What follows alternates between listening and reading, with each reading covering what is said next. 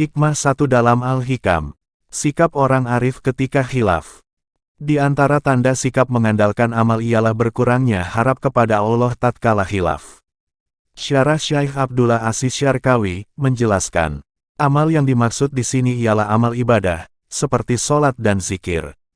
Ada dua nih, kelompok orang yang mengandalkan amal mereka atau menggantungkan keselamatan diri mereka pada amal ibadah mereka bukan pada Allah Ta'ala secara murni.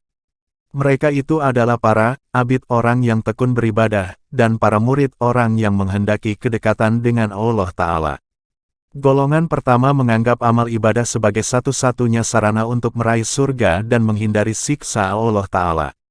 Sementara itu, golongan kedua menganggap amal ibadah sebagai satu-satunya cara yang bisa mendekatkan diri mereka kepada Allah Ta'ala, menyingkap tirai penghalang hati, kemudian membersihkan keadaan batin, dan mendalami hakikat ilahiyah. Istilahnya, mukasyafah, dan mengetahui berbagai rahasia ketuhanan lainnya.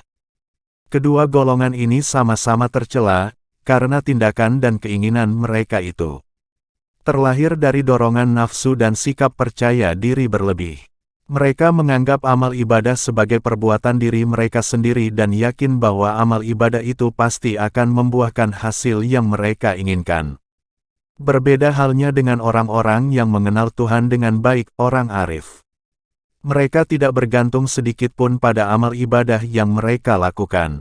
Menurut mereka, pelaku hakiki dari semua amal ibadah itu ialah Allah Ta'ala semata, sedangkan mereka hanyalah objek penampakan dari semua tindakan dan ketentuan Allah Ta'ala.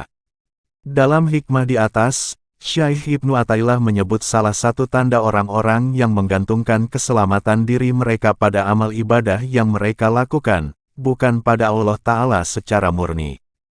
Tujuannya, supaya setiap hamba bisa mengenali siapa dirinya dan termasuk golongan mana ia. Apabila, di saat melakukan maksiat dan dosa, ia kehilangan harapan pada Allah Ta'ala yang Maha Rahmat yang akan memasukkannya ke surga, menyelamatkannya dari azab, dan mewujudkan semua keinginannya, ia dianggap termasuk golongan abid atau murid. Namun, apabila merasa dirinya nihil dan tak berdaya, ia termasuk golongan arif. Jika melakukan kesalahan atau maksiat dan lalai, seseorang yang termasuk golongan arif akan melihat perbuatannya itu sebagai ketetapan dan takdir Allah Ta'ala atas dirinya. Demikian pula saat melakukan ketaatan atau mengalami musyahadah, merasa melihat Tuhan, golongan arif itu tidak memandang bahwa segala daya dan upayanya lah yang melakukan ketaatan dan kebajikan itu. Baginya tak ada beda saat benar ataupun salah, saat taat maupun hilaf, karena ia telah tenggelam dalam lautan tauhid, bisa dibilang dalam lautan ilmu Allah, rasa takut dan harapnya, dalam kondisi tetap dan seimbang. Maksiat tak pernah mengurangi rasa takutnya kepada Allah Ta'ala, dan ketaatan pun tidak menambah rasa harapnya kepadanya.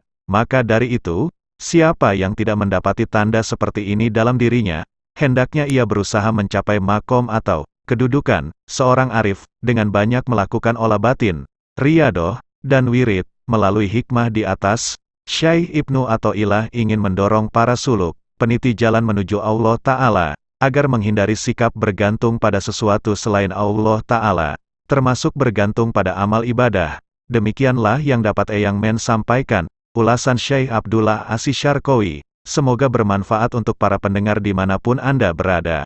Mohon maaf atas segala kekurangan dan kehilafan. Wassalamualaikum warahmatullahi wabarakatuh. Wallahu a'lam bishawab.